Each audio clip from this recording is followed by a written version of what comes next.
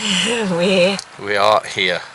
Here is Kaş Marina. We made it 10 minutes after the curfew time, but doesn't matter. We were in at that point. Yeah, it was a big day. 13 hours as predicted. A few little hiccups along the way.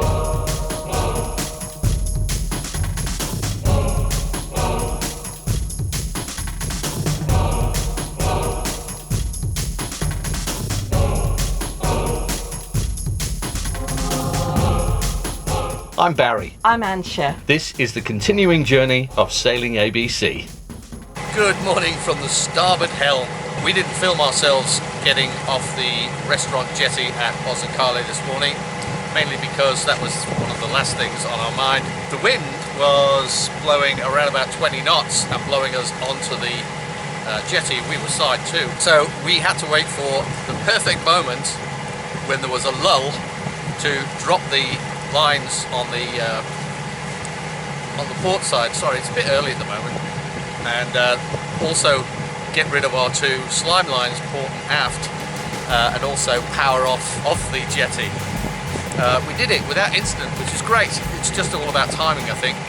And we thought with that wind blowing the way it was in Bozacale area, we thought we're going to have a great sail today. We're going to get both sails out. We'll sail down there. We won't use the engine. Well, as you can hear, the engine is on. The reason is because now we're out here, out of any localized wind from the hills and mountains and whatever. The wind is very fickle. It's generally blowing from the east. It's anything between 8 knots and 15 knots. We did try and get the mainsail out, but we've got a crease in the sail and it's stuck. It's stuck out just a little bit. Not enough to be concerning, and we'll fix that when we get back to Kaş. We do have the head sail fully out, and it's giving us an extra knot when the wind actually does blow. So it's going to be a long 13 hours back to Kaş, that's for sure. Any hoozle, we're on our way. There's a few things that we'll have to get fixed when we get back to Kaş. That's always the way with boats, and we'll update you later on in the trip. Maybe my brain will be working a little bit later on in the trip. It's coming up to 10 a.m. and we've just passed the northern tip of the Greek island of Rhodes. We had a little bit of a strange thing happen. It's really weird. We were going along quite nicely, had the head sail out, the engine was on, so we were motor sailing. And then it was almost as if we completely lost power. Checked the engine, it was all fine. Shut the engine down, restarted it, put it into gear, and she started again. So I'm not sure whether we hit something or whether something got wrapped around the prop, I don't know. But she seems to be fine now. The head sail is now away because the wind has dropped to absolutely nothing. We are expecting some wind to come from over there at some point in the next couple of hours. But we're doing okay. We're doing about 6.5 knots under engine, and we're on schedule for our arrival in Kaş. We've got a boat of interest ahead of us. It's a cargo boat coming at us at 10 knots. We're doing 6.5, so we should pass each other according to the AIS. Looks like we're going to pass at 0.2 of a nautical mile in 22 minutes. As you can see, we're on the 48-mile radius, and that takes us to the Kalkan area. And so at 6.8 knots, 6.42, that's just a little over 7.5 hours from now to Kalkan.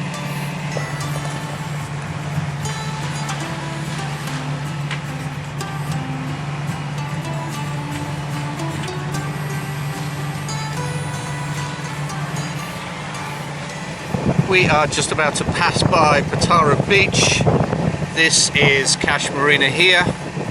We're on the 24 nautical mile radius, so at 6 knots we would be into Kaş Marina in 4 hours. We're currently doing 7.3 knots. We've actually just dropped down to 7.3 from 8 knots as the wind has now dropped from 22 to 13. So yeah, we're looking at about 4 hours to get to Kaş Marina, and the current time is just after 3 o'clock, so still our estimated ETA of 1900 hours. is on the cards. Yay! Home, James. Not far now.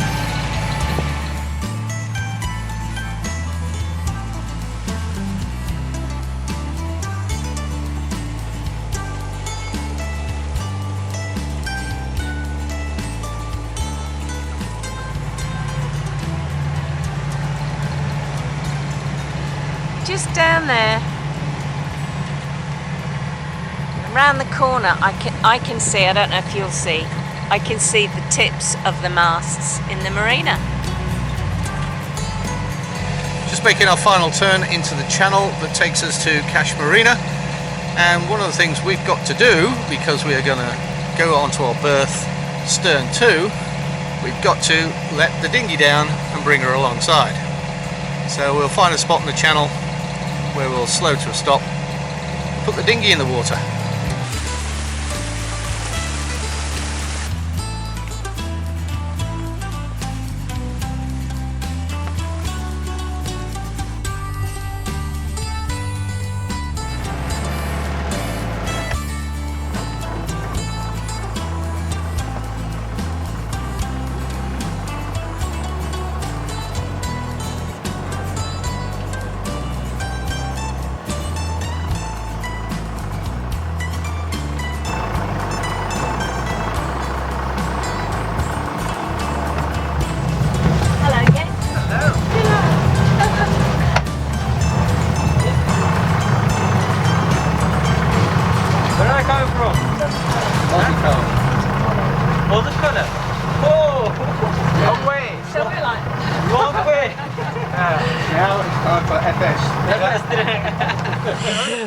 We are here.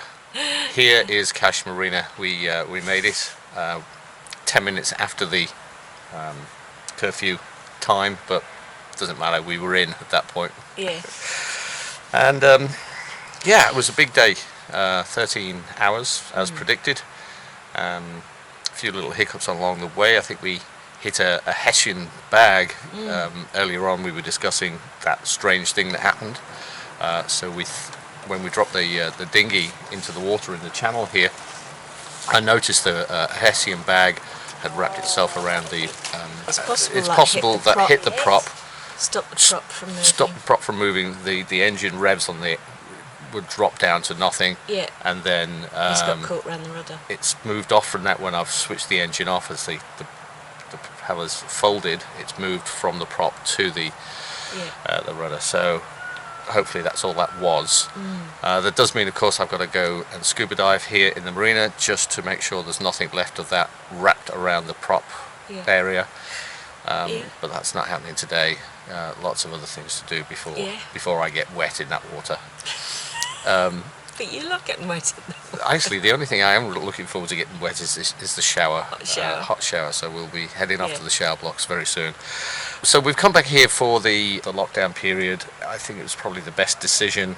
After speaking to a couple of people here at the marina, we found out that the Coast Guards are being particularly vigilant during this initial phase of this lockdown. Orders have come from up on high, and they've said you've got to enforce everything.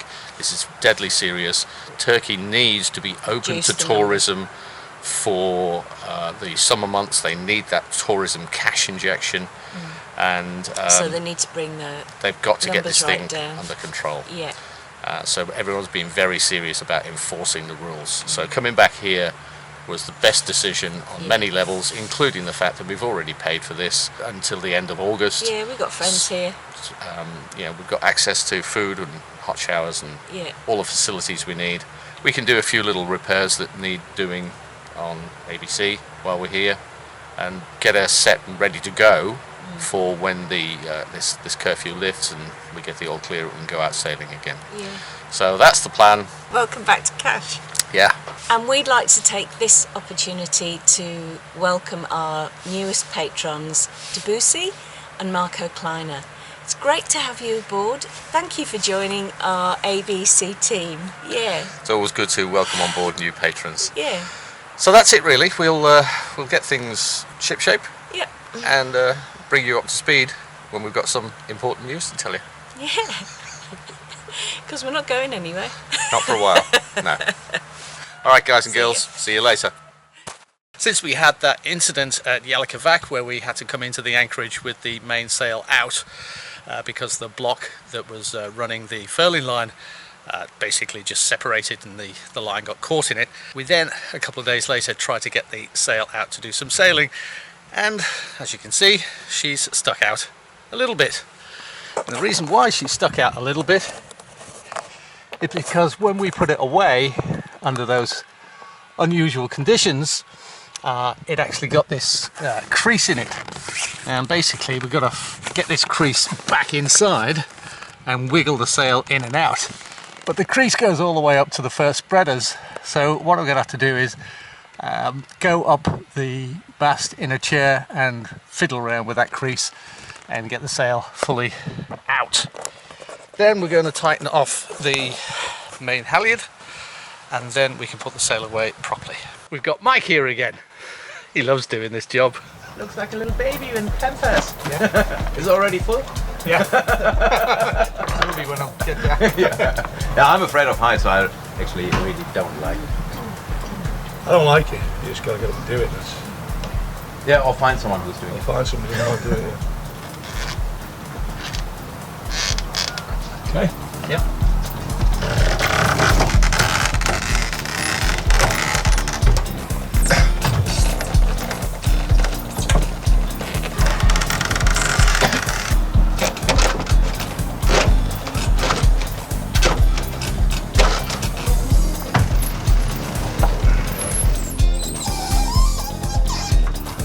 You need to go a bit higher, Danny. Starting to come out at the top there. Yeah. Go on.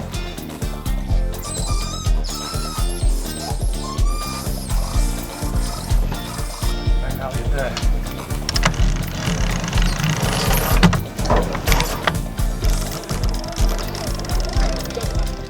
As you can see behind me, the sail is now perfectly furled away inside the mast. So a couple of things created that situation. When we went into Yalikavac with the mainsail jammed out, one of the things that we tried to do to get the sail under control once we were anchored was we tried to drop the sail. But of course, hindsight now tells us that unless the in-mast furling mainsail is fully out, you cannot drop the sail. It's just the way it curls around the inside mechanism in the mast that doesn't allow it to drop unless it's fully out, which it wasn't. So by doing that, we actually did drop the whole mechanism slightly, and then when we put it away at anchor, once we finally got the pulley situation sorted out, it's gone away baggy and created that crease and that seam. So quite easily there, I went up, did quite a lot of it with just my fingers, poking my fingers in to get the seam back inside the mast, and also used a plastic egg slice where it got a bit higher up the mast. It got a bit harder to get fingers to do anything, so a plastic egg slice handle actually did the trick and didn't damage the sail. So once that was all, the seam was back inside the mast, it was just a question of Mike down here bringing the sail fully out. Then we raised the halyard to its maximum extent, which straightened the sail up perfectly, and then we put the sail away and it's gone away perfectly. So now I know that that can actually be done while we're out sailing, if obviously if it's not stupid weather with the boat doing this, but it can be done with the chair, the bosun's chair, while we're out sailing or at anchor. So another thing learned about the boat and what you can and can't do given the situation that you've got on your hands. If you like what we're doing here on Sailing ABC, if you could do one thing only for me, that would be to click the thumbs up button down below this video. In fact, click the thumbs up button on every video of ours that you watch. That really helps us out a lot more than you can imagine. So thumbs up, thanks very much.